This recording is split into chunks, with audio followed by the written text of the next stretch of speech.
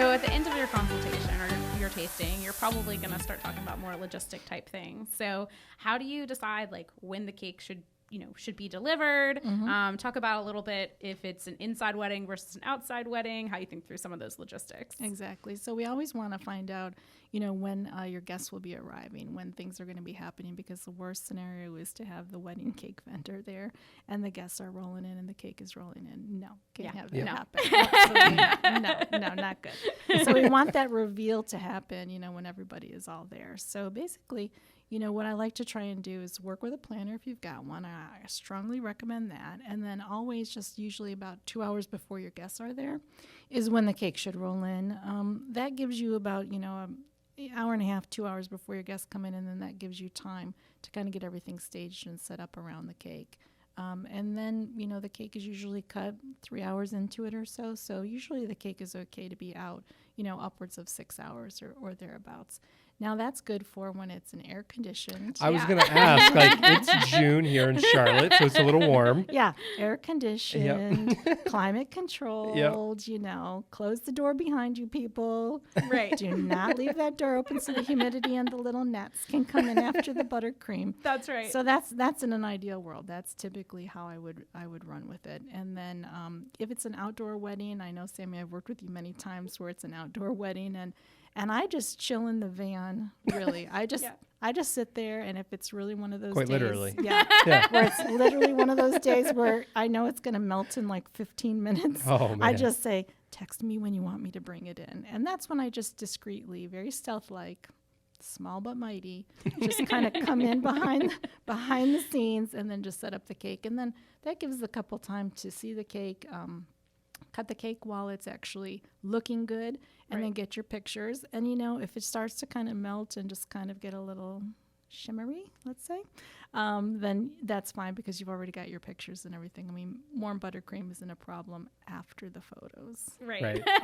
After you've seen what it looks it like. still tastes good. Exactly. Who doesn't like warm cake? Come on. Yeah. Cold cake, warm cake, I don't care. Doesn't make a difference. Not to me. Exactly. And I know a lot of people kind of think, well, if it's covered in fondant, it'll be okay for, being outside.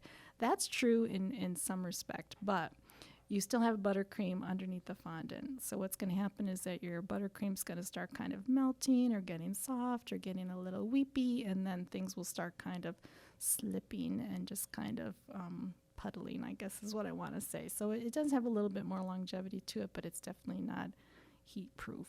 Yeah. Actually, I want to take us a little off course here because I'm curious. So fondant versus buttercream, obviously buttercream tastes better. Yes. What are some things, because I was surprised by this when we were getting our cake, that if you get the right artist, they can make buttercream look and still give that very clean line look that you get with fondant. Like how, as a couple, how do you figure that out? Mm-hmm. So I would, first of all, I would definitely look at the work that the artist has done. So, show me what your buttercream cakes look like. Show me what your fondant work looks like. And so we're really old school. We love buttercream. And so we want to work really hard to get the buttercream to look just like fondant. And so I think if you've got a skilled hand working with the buttercream and you know how to do that, then it's going to be an acceptable fine finish. So some people are like, that's a great finish. I would have never known that that's not fondant, so we're going with it.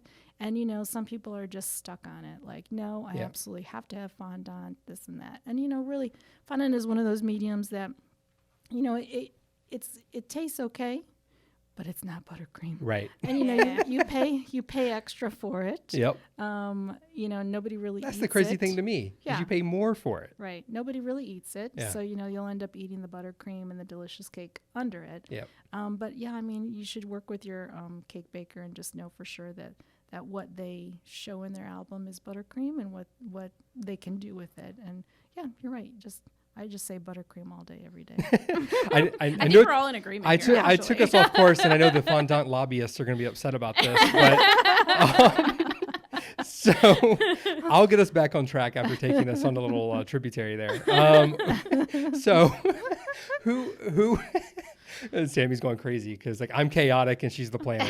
That should be the podcast name, Chaotic and Planner. There you go. We're changing it. We're changing it for sure. I like it. All right. I like it. We'll send a poll out. So, so who puts the, getting back to kind of wedding day setup, like who's putting the flowers on, who's putting the topper on, all of those sorts of things?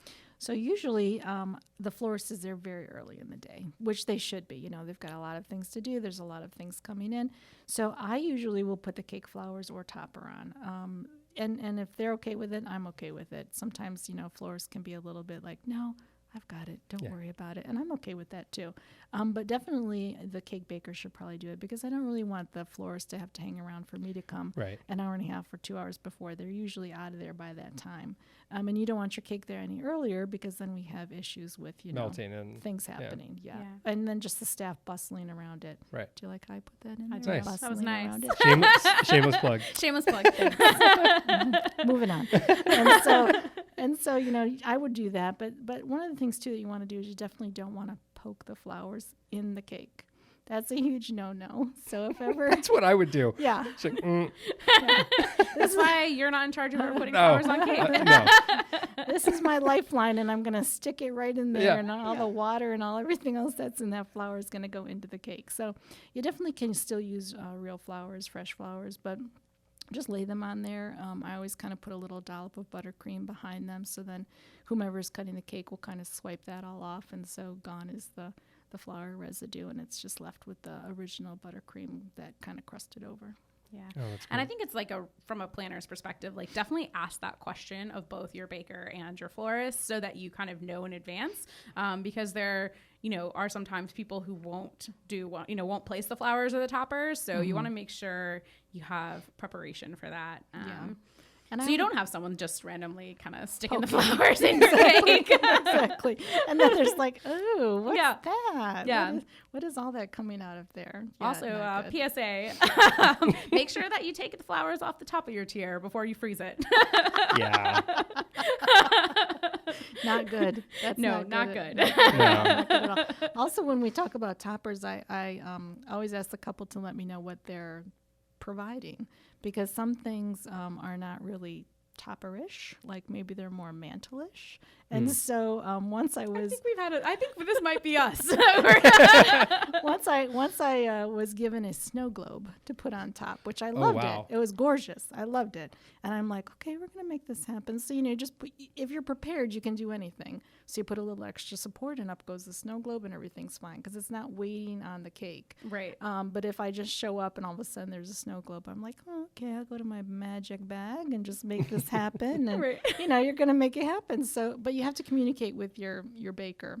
Yeah, that's a great What's point. going on?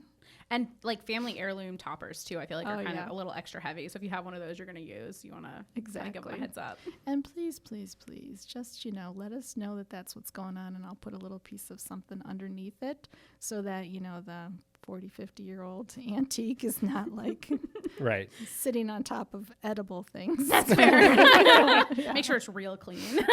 Real clean. And you know, you want to clean it, but then it's going to disintegrate. So we'll just put a little barrier there beforehand. But again, just chat with us about it. We'll make it happen. Oh man. All right.